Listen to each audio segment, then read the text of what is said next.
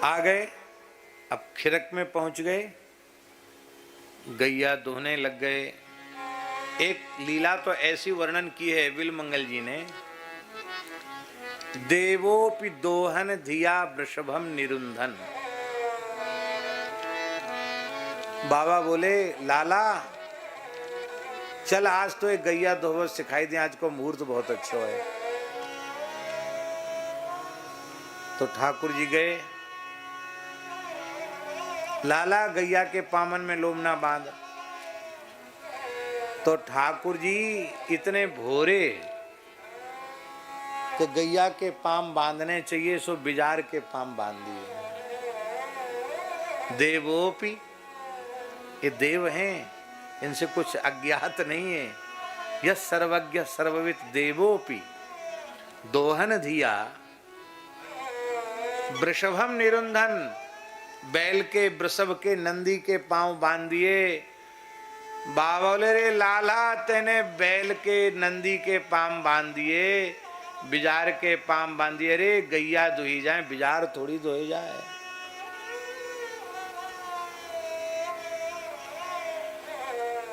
पर लोगों का भाव है कि बाबा देख रहे थे कि बिजार के पैर बांधे हैं।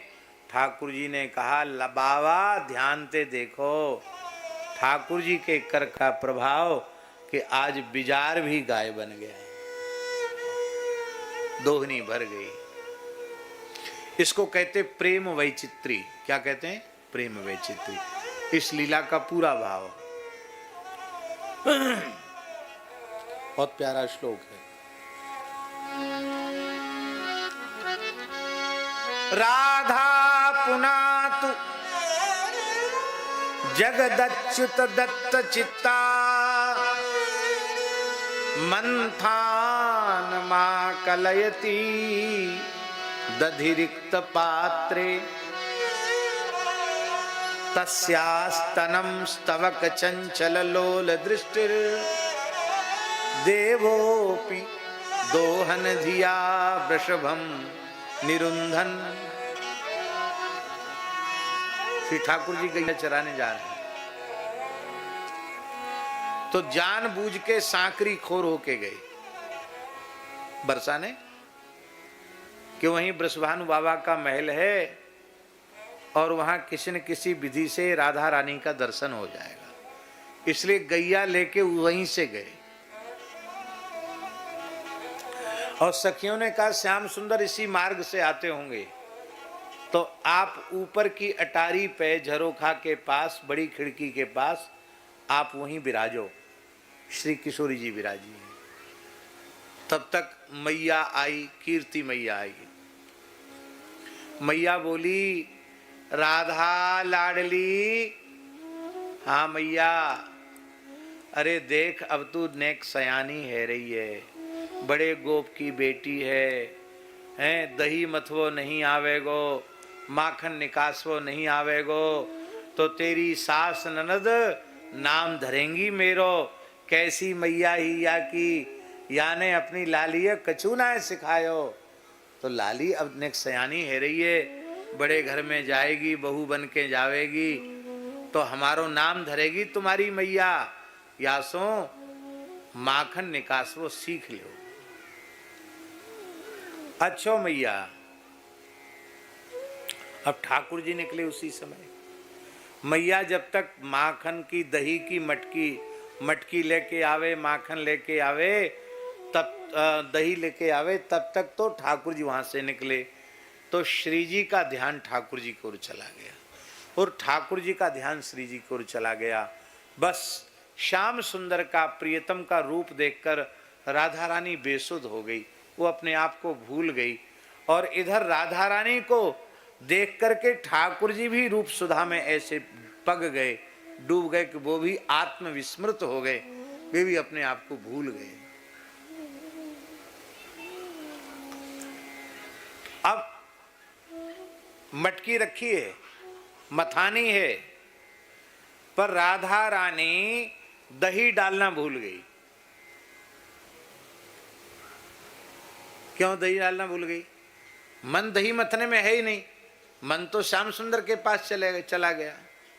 और सच्ची बात है, राधा रानी का मन श्याम सुंदर के पास चला जाता है और श्याम सुंदर का मन राधा रानी के पास चला जाता है। इसीलिए एक भक्त रहीम हुए, उन्होंने कहा कि रत्नाकर स्तव ग्रहम, रत्नाकर तो तुम्हारा घर है, ससुराल है, और तुम्हारी घरवाली लक्ष्मी, लक्ष्मी च पद्मा, तो किम देव मस्ति भवते जगदीश्वराय, आप जगत के ईश्वर हैं, आपको दें तो क्या दें। तो अब समझ में आया, राधा रानी ने तुम्हारा मन चुरा लिया, तुम्हारा मन तुम्हारे पास नहीं है। आभीर बाम नयना हृत मानसाय,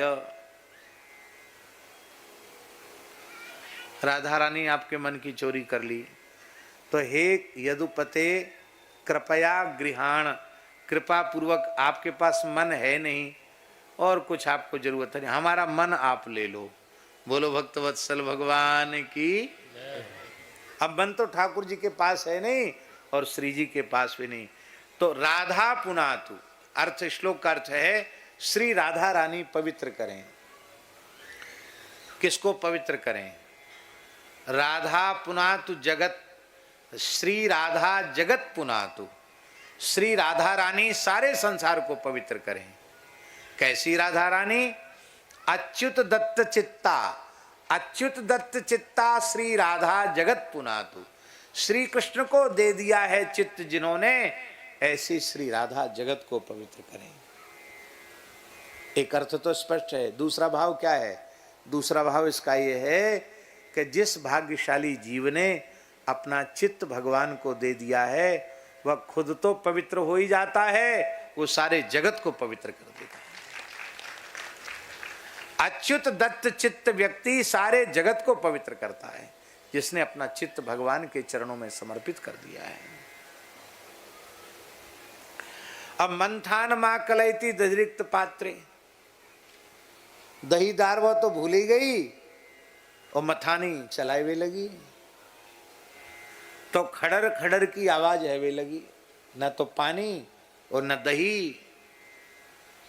तो मैया आई, अरे राधा तू कितेक भोरी है, इस सयानी हैगी पर तो यही खबर ना है कि बिना दही के कहीं माखन निकल सके। अरे बिना दही के माखन कैसे निकसेगो? पर हमारे महाराज जी कहते थे कि प्रेम प्रकट करने की चीज नहीं, प्रेम छिपाने की चीज है। तो ये तो नहीं कह सकती कि हमारा मन यहाँ नहीं है इसलिए ऐसा हो गया, पर उस प्रेम के संगोपन के लिए उस मटकी में भी दही प्रकट हो गया और माखन ऊपर तैरने लग गया।